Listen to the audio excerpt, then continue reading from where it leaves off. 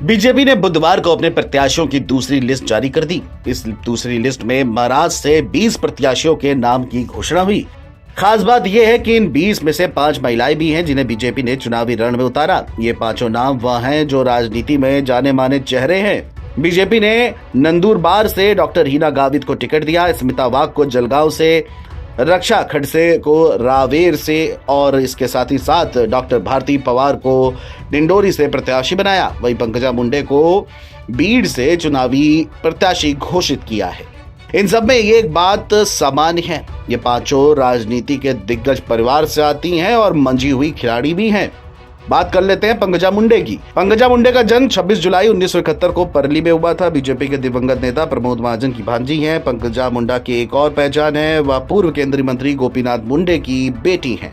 पंकजा का सियासी सफर बीजेपी युवा मोर्चा के प्रदेश अध्यक्ष के तौर पर शुरू हुआ। 2001 में पंकजा मुंडे बीड जिले की परली विधानसभा सीट से पहली बार विधायक बनी। पंकजा मुंडे के पति का नाम अमित पालवे है। अमित पालवे पेशे से एक चिकित्सक है। इस बार बीजेपी ने प्रतीब मुंडे का टिकट काट दिया। पंकजा मुंडे पुणे में एक सॉफ्टवेयर कंपनी की मालकिन भी है। वहीं स्मिता उदय वाघ की बात कर ले तो 2015 में राज्य विधान परिषद के लिए चुने जाने से पहले राज्य बीजेपी की पहली अध्यक्ष थी।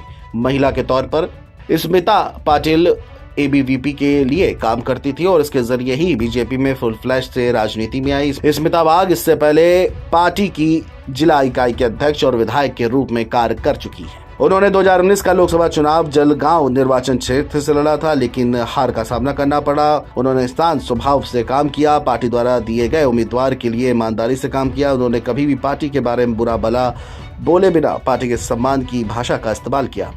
पिछले चुनाव में टिकट से वंचित किए जाने के बाद 2024 के लोकसभा चुनाव में जलगांव लोकसभा क्षेत्र से नामित किया गया है स्मिता वाघ को, और उनके पति उदय वाघ बीजेपी के जलगांव जिला अध्यक्ष हैं। पति के निधन के बाद उन्होंने राजनीति में एक कदम रखा था। और तीसरी धुरंधर खिलाड़ी है डॉक्टर भारती पवार। 2019 के लोकसभा चुनाव में डिंडोरी से चुनाव जीतकर सांसद बनी। दिसंबर 2019 में उन्हें सर्वश्रेष्ठ महिला सांसद का सम्मान भी मिला। डॉक्टर भारती पेशे से डॉक्टर थी, उसके बाद राजनेता बनी। डॉक्टर भारती ने 2002 में एनडीएमवीपी के मेडिकल कॉलेज पुणे से एमबीबीएस किया। डॉक्टर भारती पवार 8 बार के विधायक और पूर्व मंत्री एटी पवार की दूसरी बहू है।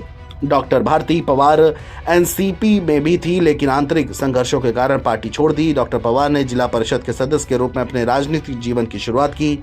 19 से स्वास्थ्य और परिवार कल्याण पर स्थायी समिति की सदस्य भी हैं। बता दें कि डॉक्टर भारती ने देश में कुपोषण को खत्म करने का काम भी किया है। और चौथी खिलाड़ी है रक्षा खड़से, जिन्हें बीजेपी ने रावेर सीट से चुनावी मैदान में उतारा है। रक्षा खड़से बीजेपी के वरिष्ठ नेता एकनाथ खड़से की बहू हैं। रक्षा खड़से के पति निखिल का निधन होने के बाद वह राजनीति में आई। रक्षा खड़से के पति भी बीजेपी में थे, लेकिन वह 16 वोटों से एमएलसी चुनाव हार गए थे। हार के बाद निखिल खड़से ने मई 2023 में गोली मारकर आत्महत्या कर ली थी। बता दें कि रक्षा खड़से का जन्म महाराष्ट्र के धुले जिले में 13 मई 1987 को हुआ था। इसके अलावा रक्षा खड़से 2010 में मुक्ताई नगर की सरपंच भी रही हैं।